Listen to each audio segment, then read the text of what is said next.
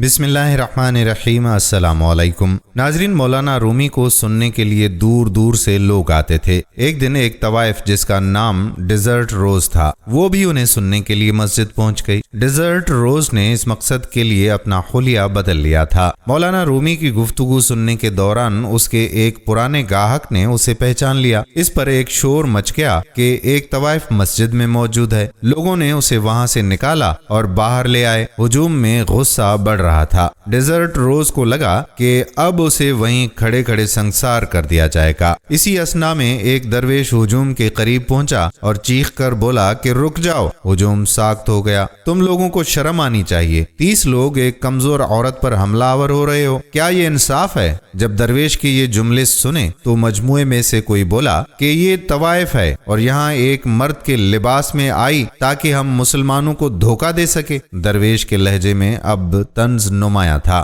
کہنے لگا کہ تم لوگ مجھے یہ بتا رہے ہو کہ اس عورت کو اس لیے مارنا چاہیے کہ یہ مسجد میں کیوں آئی تھی؟ کیا یہ جرم ہے؟ ہجوم میں سے کوئی چلایا، یہ طوائف ہے، مسجد میں اس کی کوئی جگہ نہیں ہے۔ ہجوم طوائف کے نعرے لگانا شروع ہو گیا۔ ایک نے کہا کہ آؤ طوائف کو مارتے ہیں۔ لگتا تھا کہ اسے ایک فقیر نے درویش کے جلال کو مزید تیز کر دیا۔ درویش بولا رک جاؤ اور مجھے ایک بات بتاؤ، کیا تم واقعی اس عورت سے نفرت کرتے ہو یا اسے حاصل کرنے کی خواہش ہے؟ یہ کہہ کر درویش نے اس کا ہاتھ پکڑا اور اسے اپنی جانب کھینچ لیا۔ طوائف درویش کے پیچھے چھپ گئی، جیسے ایک چھوٹی سی بچی خطرہ دے کر اپنی ماں کے پیچھے چھپ گئی ہو۔ ہجوم کے سربراہ نے درویش سے کہا کہ تم اس علاقے میں اجنبی ہو، تم بہت بڑی غلطی کر رہے ہو، تمہیں ہمارا پتہ نہیں، تم اس سے دور رہو۔ کیا تمہارے پاس ایک طوائف کا دفاع کرنے سے بہتر کوئی اور کام نہیں ہے؟ درویش ایک لمحے کے لیے خاموش رہا، جیسے وہ اس سوال پر غور کر رہا ہو۔ اس نے غصے کا اظہار نہیں کیا اور پرسکون رہا۔ پھر کہا کہ پہلے تم یہ لوگ بتاؤ کہ تم لوگ مسجد میں عبادت کے لیے جاتے ہو یا اپنے ارد گرد کے لوگوں کو دیکھنے؟ کیا مسجد میں خدا سے زیادہ اہم لوگ ہوتے ہیں جنہیں تم تکتے رہتے ہو؟ تم لوگ خدا کی عبادت کرنے گئے تھے تو یہ عورت تم کو وہاں نظر ہی نہیں آنی چاہیے تھی۔